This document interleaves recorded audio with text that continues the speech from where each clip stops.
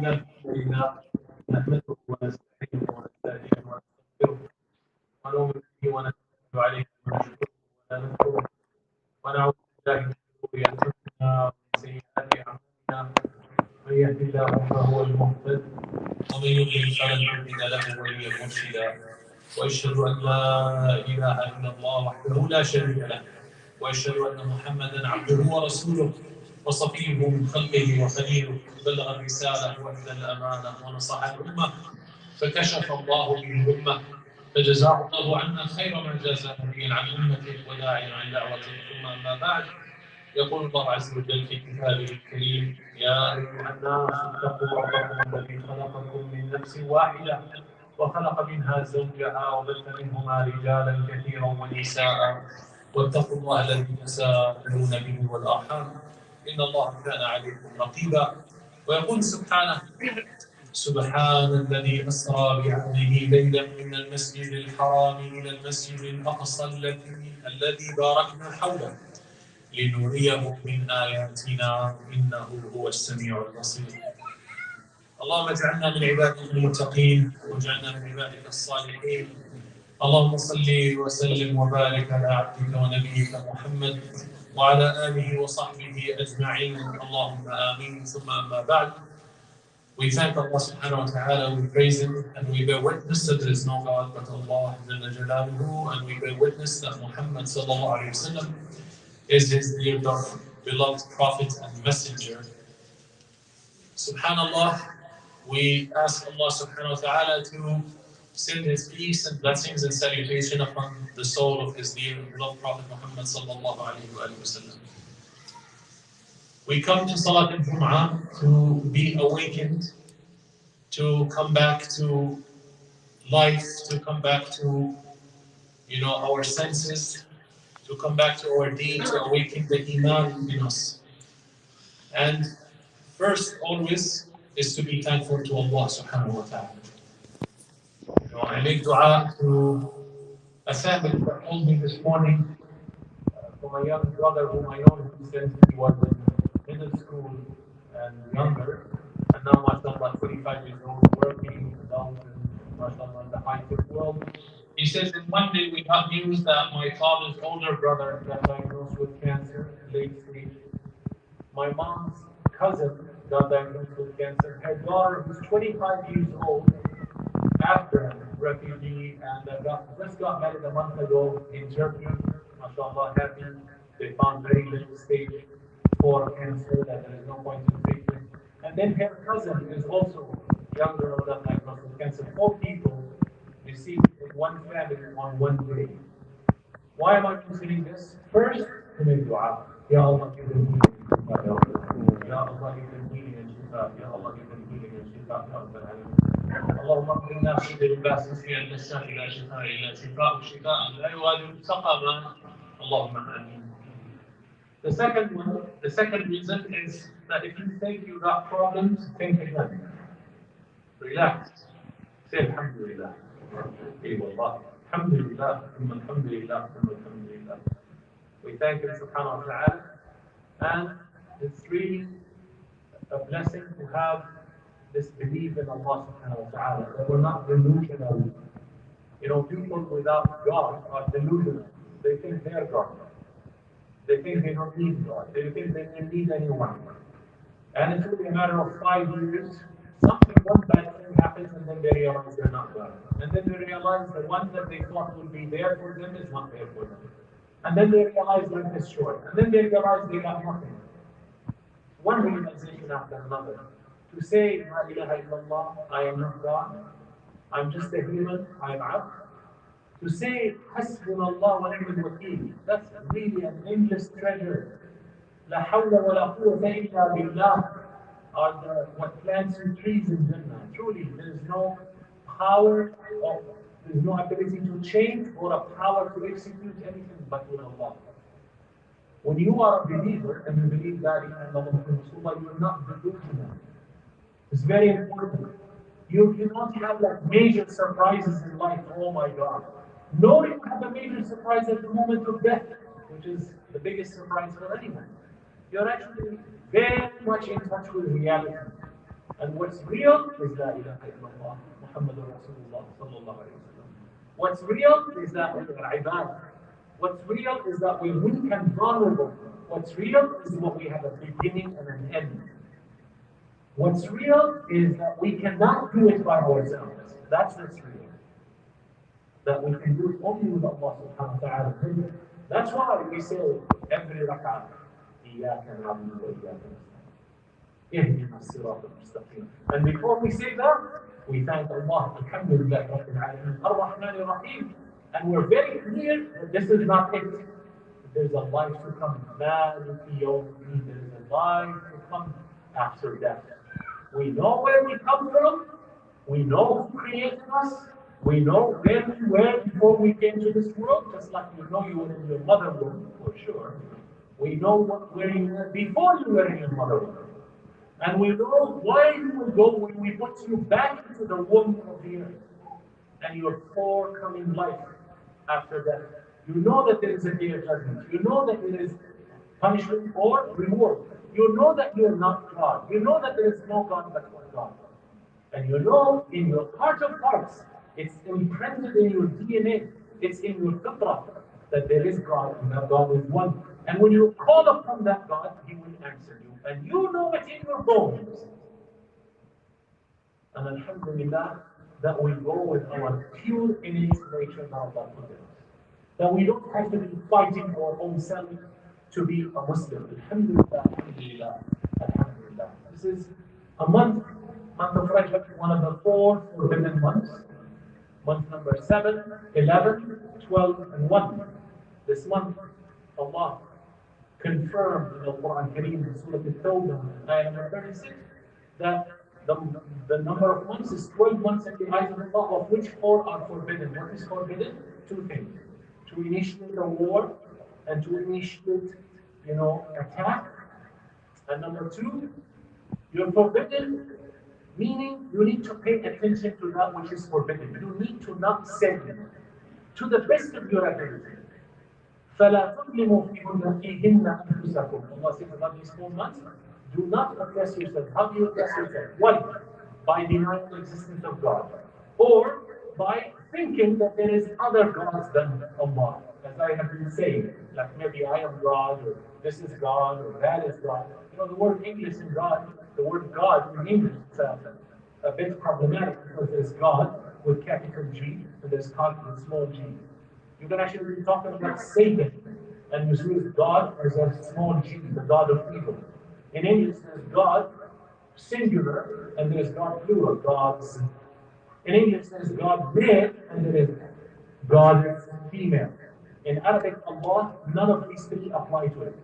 There's no male, there's no female, there's no plural, and there's no capital or small letter. It's one word, Allah, Allah.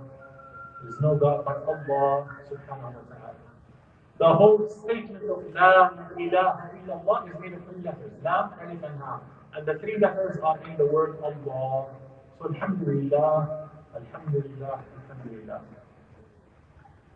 Yet another war and another news and another suffering and another pain and another, rule of the strong eats the weak, the law of the jungle.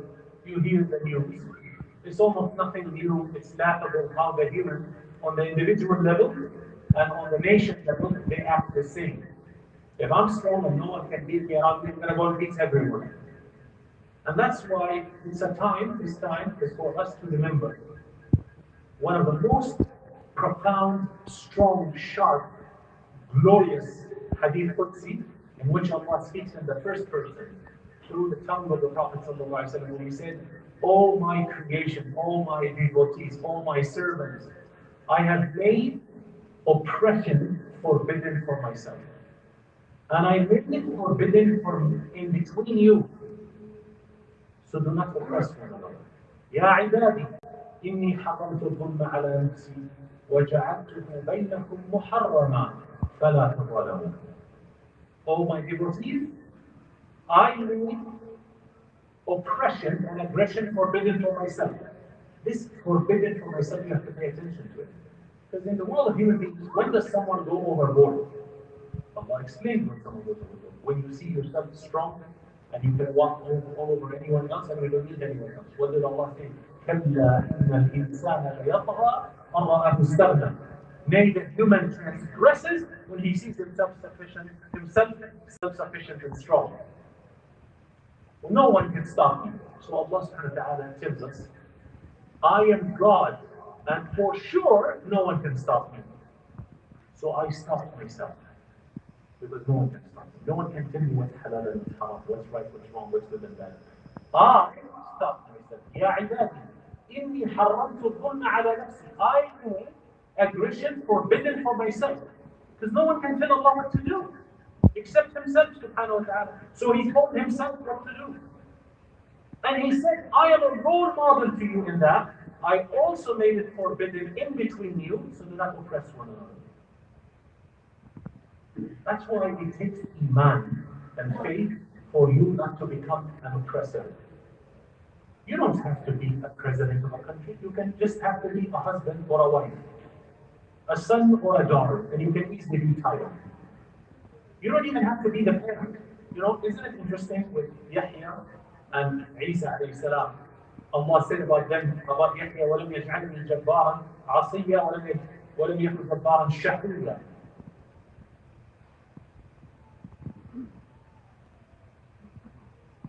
Jabbaran Asiya and Jabbaran Shaqiya. Because a son or a daughter could be a tyrant at his own parents. Or a father can be that, or a mother can be that. So you don't have to be a president. You can be on your small level, you can be a tyrant. So this is a reminder for myself first and foremost, and for all of you. This is one of the 4 forbidden months in which we don't initiate attack or war, and in which we do not initiate aggression and oppression against oneself or against others. In Islam, you cannot hurt yourself, nor you should hurt others. That applies to everybody. We don't have this notion of Islam, this is my body, I'm free to do to it whatever I want. We don't have that notion in Islam. This is the body that Allah gave me and I need to take care of it. And if I don't take care of it, Allah will judge me. Why didn't you take care of the gift that I gave you? That's what we have in Islam. That's why in Islam, it's equal sin. You kill someone else or you kill yourself. It's a murder. You committed a murder against yourself or you committed a murder against someone else. You're not free to do to your body whatever you want. So let's remember these deep, profound beliefs in Islam. And this is the month of Rajab. In the end of Rajab, even though there is different suggested dates for when Al-Isra wal Mi'raj happened, but most likely it happened in the month of Rajab. Wallahu a'lam. Doesn't matter which month it happened, but one of the suggested dates is 27th of Rajab. Inshallah, I believe tonight there is a speech about that, and tomorrow about that. May Allah subhanahu wa ta'ala, make us reconnect with His Prophet and Messenger sallallahu alayhi wa sallam. Really very worthy to relive that experience. Because if you really consider yourself like a passionate Muslim, that you really care. You care about your deen, you care about the state of the world, you care about the state of the Muslim Ummah, you care about the state of the truth, the state of Islam. If you really care and passionate, Al-Isra wal Mi'raj is there for you. You have to be a master in the event of Al-Isra wal Mi'raj. After 10 years of pain and suffering in Mecca, in this pain and suffering, Rasulullah sallallahu alayhi wa sallam and the believers went through every pain and suffering possible for his ummah that will go through in the future. Torture, killing, exile, sanctions, siege, embargo, mockery, ridicule, foreign policy, internal policy, homeland policy, everything you can imagine happened against the Muslims. The few Muslims that we don't know, like around 100, maybe 120 people are the number of who believed in Mecca in Rasulullah sallallahu alayhi wa sallam before the Hijrah to Medina. Imagine 3 years of private da'wah, very small scale da'wah one-on-one. After 2 years of opening the da'wah, already it was unbearable in Mecca. Just 2 years. Rasulullah sallallahu alayhi wa sallam told the first Hijrah, go to Abyssinia. Just 2 years. After another 2 years, in the 7th year, he told them, go again, the second Hijrah to Abyssinia. And that marks the beginning of 3 years of embargo, siege, and sanction. Where is the Shaykh of Bani Talib? All of you know what is the Shaykh of Bani Talib, but you don't know where it is that you know. You know As-Safa wal Marwa.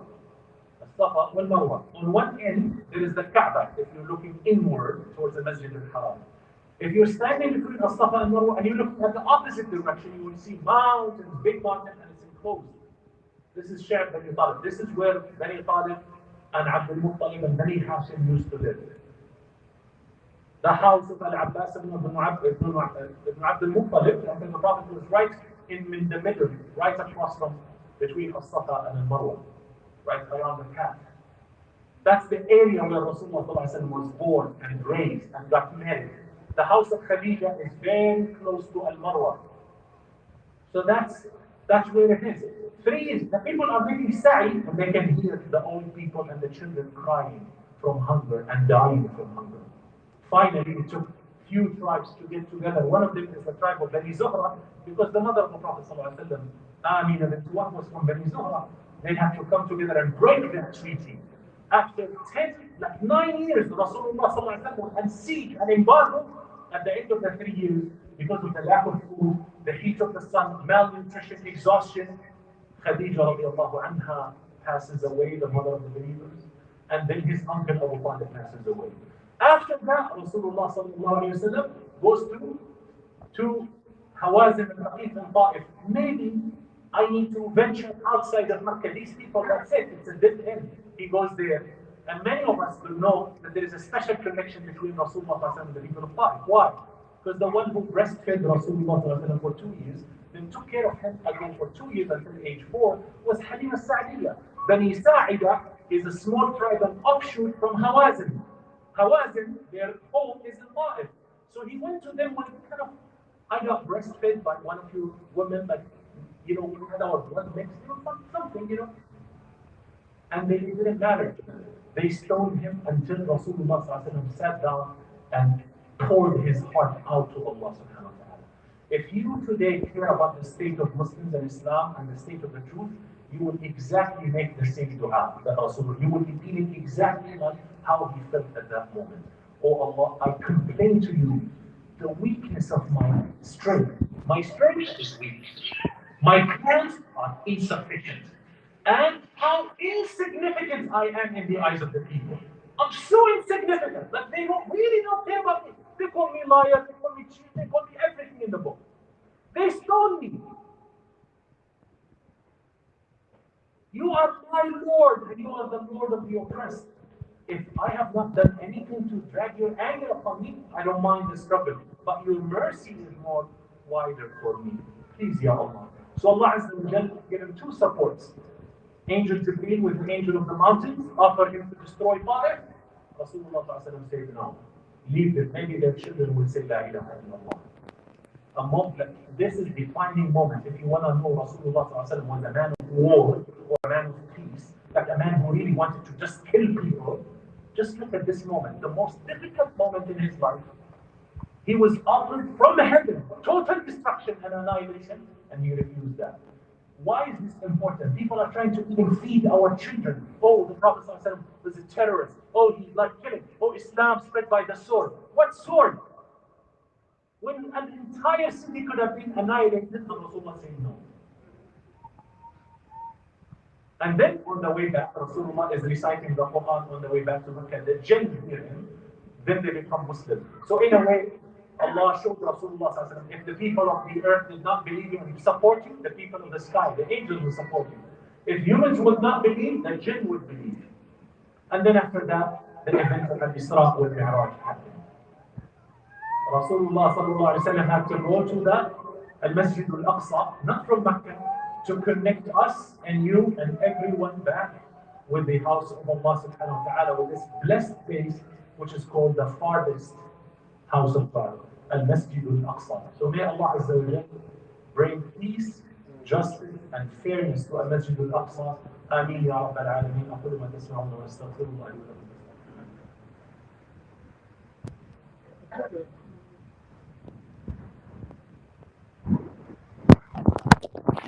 بسم الله الرحمن الرحيم. الحمد لله وحده والصلاة والسلام على من لا نبي بعده. اللهم يا مسبب الأسباب سبب لنا أسباب الخير يا رب العالمين. ألا إن خير الكلام كلام الله وخير الهدي هدي نبي محمد صلى الله عليه وسلم وشر الأمور محدثاتها وكل محدثة بدعة وكل بدعة ضلالة. My dear brothers and sisters, I just want to give you one interesting historical fact about Palestine. Since the documented history, 6,000 years ago until today, this rule never breaks. It didn't even break for Muslims themselves. Whosoever is strong and ruling the earth will rule Palestine. If he's fair and just, he will stay there. If he's unfair and unjust and walks away from justice and from the path of Allah, Palestine will, his demise and his destruction will be in the land of Palestine. When Sulaiman alayhi salam ruled the earth with an amazing army, he built a masjid, that holy place, the temple for Allah subhanahu wa ta'ala. After his death, the Israelites split into two states, north and south. The north, Samaria had 10 tribes, the south had 2 tribes. The south were religious, the north were unreligious. Who was coming to rule the earth after that? The Babylonians. Nebuchadnezzar came and destroyed the temple that Sayyidina Sulaiman built, annihilated 10 tribes and took the rest as slaves to Iraq.